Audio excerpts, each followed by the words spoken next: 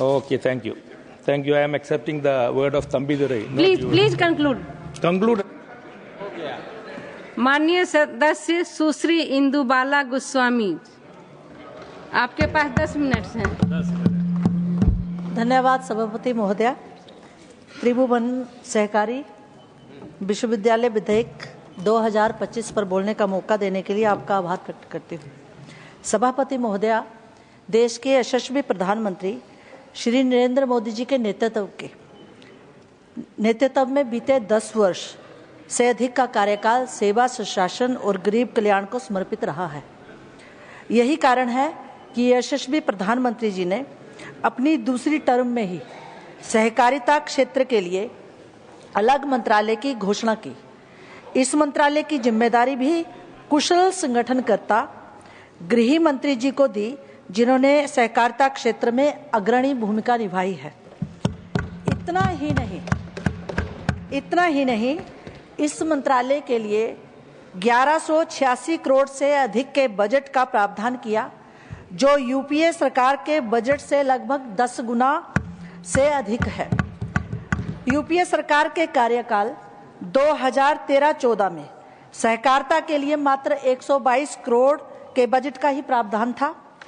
इतना कम बजट होने के कारण 100 से अधिक सहकारी शुगर मिल्स बंद हो गई।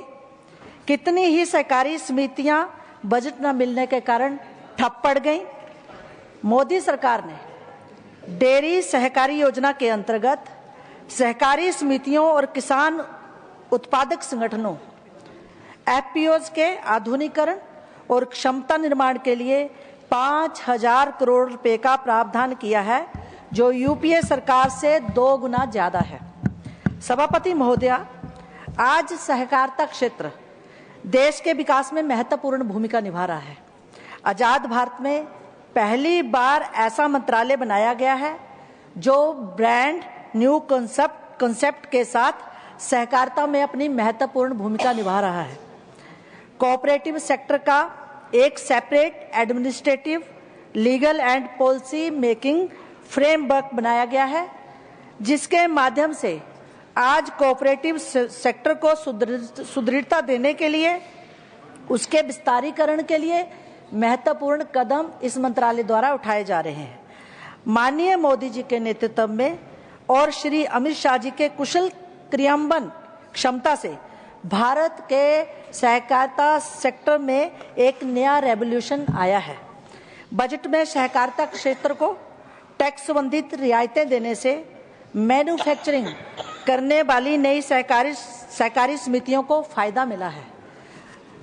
उपसभापति महोदया, सरकारी क्षेत्र में नए नियम बनाने से और इन्हें आर्थिक सुदृढ़ता देने से अब पैक्स, डेयरी, मत्स्य पालन, अन्न भंडारण, जन औषधि केंद्र जैसे 30 से अधिक विविध क्षेत्रों में व्यावसायिक गतिविधियां संचालित करने वाली सहकारी समितियां लाभान्वित हुई हैं। सभापति महोदया, मोदी सरकार ने देश में 10,000 एफपीओज बनाने का लक्ष्य रखा था। एक अलग सहकारी मंत्रालय होने का नतीजा ये है कि आज देश में 8,000 पीएफओ का गठन हो चुका है और इनमें से कई पीएफओ की सक्सेस स्टोरी की चर्चा आज अंतर्राष्ट्रीय स्तर पर हो रही है। सहकारी क्षेत्र में महिलाओं की भागीदारी आज 60% से अधिक हो गई है। मोदी सरकार का मानना है कि संपूर्ण सहकार की परिकल्पना महिलाओं की सहकारी आंदोलन में अग्रणी भूमिका के बिना संभव ही नहीं है। इसी बात को ध्यान में रखते हुए मोदी सरकार ने अब बहु राज्य सहकारी समितियां, एमएससीज और प्राथमिक कृषि साख समितियां, पैक्स के लिए महिला निदेशकों की नियुक्ति अनिवार्य कर दी है। सरकार का ये कदम महिलाओं को सहकारी समितियों में प्रबंधकीय पदों पर महत्वपूर्ण भूमिका निभाने में प्रेरित करेगा। आज डेयरी और कृषि में सहकारिता से जुड़े किसानों में अधिकतर संख्या महिलाओं की है। महिलाओं के सहकारी सामर्थ्यों को बढ़ाने के लिए मोदी सरकार ने सहकार से जुड़ी नीतियों और योजनाओं को प्राथमिकता दी है। मोदी सरकार ने महिलाओं में उद्यमशीलता बढ़ाने के लिए नंदिनी सहकार योजना शुरू की है, जिससे सहकारी समितियों में महिलाओं का नेतृत्व बढ़ा है। एनसीसीटी और बेमनीकॉम जैसी प्रशिक्षण इकाइयों ने डेयरी, हथकरघा, माइक्रो क्रेडिट, ग्रामीण उद्यमिता, मधुमक्खी पालन, औद्योगिक सहकारी समितियों आदि जैसे क्षेत्रों को कवर करते हुए कई कौशल विकास कार्यक्रम आयोजित किए हैं। इनमें महिलाएं मुख्य रूप से प्रतिभागिता के रूप में अपनी पार्टिसिपेशन कर रही है। वर्ष 2020-21 में लगभग 40,288 महिलाओं ने प्रशिक्षण लिया, जिसमें लोगों ने प्रशिक्षण लिया, जिसमें लगभग 10,000 महिलाएं थीं। 2021-22 में लगभग 62,474 लोगों ने प्रशिक्षण लिया, इसमें लगभग 15,000 महिलाएं थीं। और 2022-23 में लगभग 2,01,507 लोगों ने प्रशिक्षण लिया, जिसमें लगभग 78,000 महिलाएं थीं। National cooperative development corporation (NTDC) ने महिला सहकारी समितियों को लगभग 5,715 करोड़ रुपए वितरित किए हैं, जिनसे 1.56 करोड़ से अधिक महिला शक्ति लाभान्वित हुई है। उपसभापति महोदय, जन औषधि केंद्र जो आज गरीब व मध्यम वर्गीय परिवारों के स्वास्थ्य के सुविधा स्रोत बन रहे हैं, आज सहकारिता मंत्रालय पैक्स के माध्यम से जन औषधि केंद्रों को बढ़ावा दे रही है, जिससे एक तरफ आम नागरिकों को बेहद सस्ती जेनेरिक दवाइयों का लाभ मिल रहा है, वहीं ये पैक्स भी आर्थिकी का स्रोत बन रहे हैं।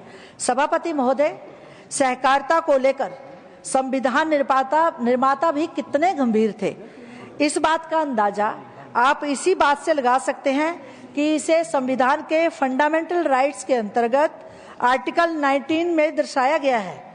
डीपीएसपी के 43B और भारतीय संविधान के पार्ट बी में भी इसे निर्देशित किया गया है, क्योंकि पुरातन समय से ही भारत के आर्थिक विकास का ढांचा सहकारिता पर निर्भर रहा है।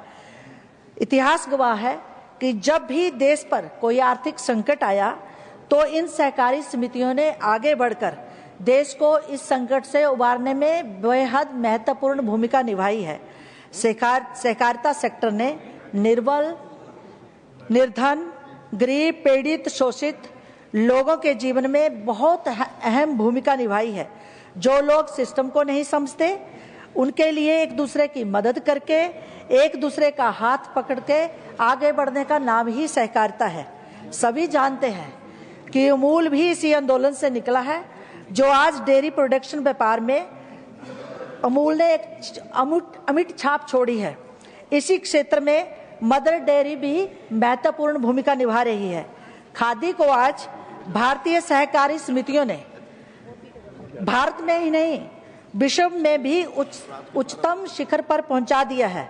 आज देश में 8 लाख से अधिक सहकारी समितियां हैं, जो कृषि, मत्स्य, डेयरी सहित न जाने कितने क्षेत्रों में काम कर रही हैं।